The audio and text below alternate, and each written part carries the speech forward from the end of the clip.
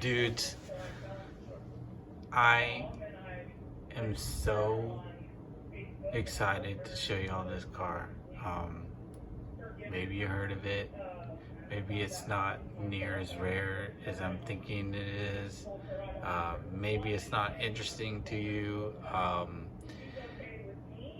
What got me is that this is just something that I maybe saw a few months ago. I mean, after all the eBay looking and obsessing or whatever, this thing just popped up. And I'm like, what in the living shit is this thing? And so there happened to be one. It was just crazy money. Like, well, guess that's one I'm never getting. And then another one a little less crazy popped up, and I'm like, dude, now's the time. We got to do this now, or it's, now or never kind of thing. And oh my god, like, I had severe buyer's remorse, because I'm like, yes, this looks cool, but after kind of what I've seen with some of like the Tag SG Coyote, maybe the Tag Pro 10, this is similar in a lot of ways. And I'm thinking, and that one's Italian, and this is French, I believe. Yeah, it says France. France is a place. And so anyways, I'm like, dude, this might be a mistake, but I gotta see this. I gotta see this thing. And you can tell the shocks up on top of the upper suspension arm is a thing that you saw a lot with some of the European 8 scale buggies. You didn't see it a whole lot on the 10 scale cars.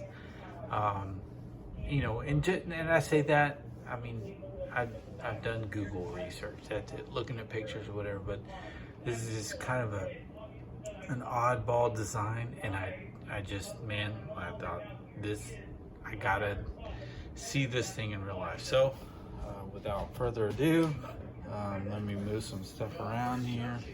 That's the box that comes in the sleeve there. Sorry about that. I should, if I knew how to edit videos, I would let's slide this guy into the picture there. Okay. And dude, I mean, I just gotta say, sorry for the finger there. I just cannot freaking get over this car. Like, this thing is so weird and so cool. I'm speechless, man. So anyhow, it's a 4-wheel drive, 1/10 scale electric buggy. Again, check out those shocks up on top there. That's just crazy.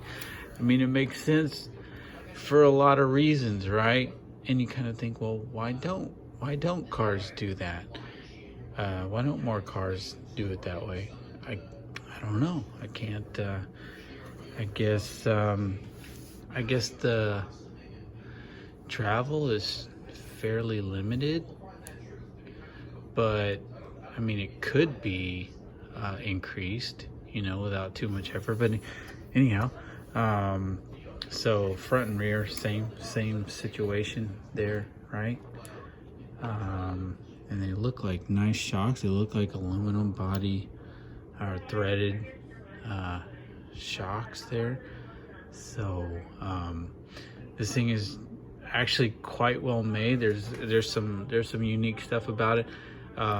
These are the replacement tires that I got from the seller. The originals I slid off because they are cracked. They weren't glued on the rims, so I don't know if I do run this car, maybe I'll slip these back on. the problem is they're not going to stay on the rims without glue, and neither will these. So that's, if I don't drive the car, it's because this particular wheel and tire set, I gotta glue those on. They'll just come right off. Now maybe this car will accept some different wheels, so I may go that route, but we'll figure that out soon enough. So what else? Let's pop this body off. I want to try to keep this video short, dudes, even though I'm so excited about this car. Okay. So the previous owner did a great job on there. I'll trim that up just a little bit, kind of sand off some rust spots. Now, what's really cool about this particular kit is that we got stickies, more stickies, but you guys know I never paint bodies, so it doesn't do me a whole lot of good. We got a little booklet. Oh man, oh god, it's so cool. Now, what's really cool, maybe you guys saw this on eBay recently. So the diffs that are in the car now are not original. These are the original, and they're all plastic nylon units or whatever. And I think that this portion is fine, but what happened was the pinion gears, or at least one of the pinions, I think it's this one. Yeah, you can see it just cracked. This car's never been run, but that thing just cracked on the shaft. I think it just press fit on the shaft and it cracked over time. God only knows. I don't know how old this thing is, but anyhow, so I believe, according to the seller, he had aluminum plates made up, right? Same as these, but aluminum, and then used HPI diffs and HPI pinions. Well, I say that, but they're all metal diffs and pinion in there now. Front and rear, same kind of thing. So this thing is just way better off, at least for a run anyways, right? So shelf clean. He did include an additional pinion that's not cracked, so in case I wanted to put this back like it was from the factory, we can. But certainly if we do run this thing, we'll use the HPI discs. And again, I mean, I'm not bothered by the fact that those aren't standard. Dang, I just realized this video is getting long. Okay, sorry.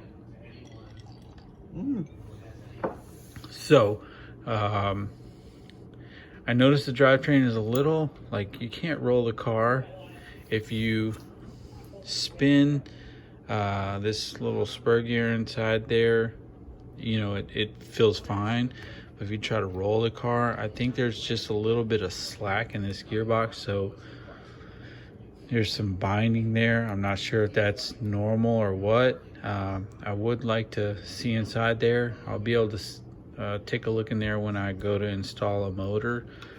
I do want to give this thing just a very gentle run, just to say I did.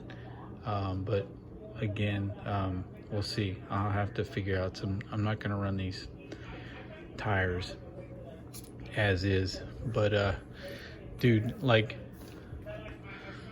there's parts of this thing that just look super beefy, man. I mean, those little out drives, or whatever you want to call them, those little cups, those are super beefcake. I don't know if those are original or what. I think they're not original, right? Because the original units are plastic. These are just plastic. I mean, they're pretty beefy, but still they're plastic, nylon, whatever you want to call it. So yeah, man, I haven't been able to stop smiling since this car showed up this afternoon. As I'm going through here and getting this thing ready for a run, if there's any reason that I can think of to make another video before the run, I'll do that. But otherwise, you guys will see this next time. I know I'm bumping the camera, sorry about that. For a run, check this battery. This is where the battery goes, right? I mean, it's kind of like an SG Coyote, except for, you know, it's just a normal stick pack goes on one side and motor goes on the other. Everything about this car is weird and beautiful.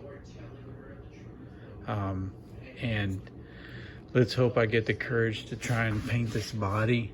I still haven't painted any of my cars yet, not a single one. But maybe this will be the first, or maybe not. We'll see. But yeah, guys, I hope this is weird enough for you. I know I kind of teased it earlier, if anybody caught that, but yeah, I'm just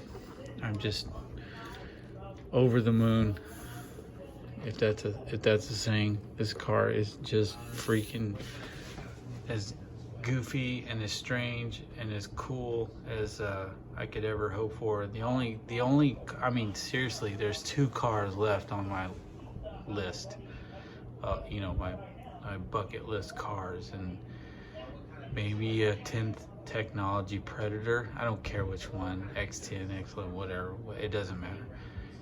And then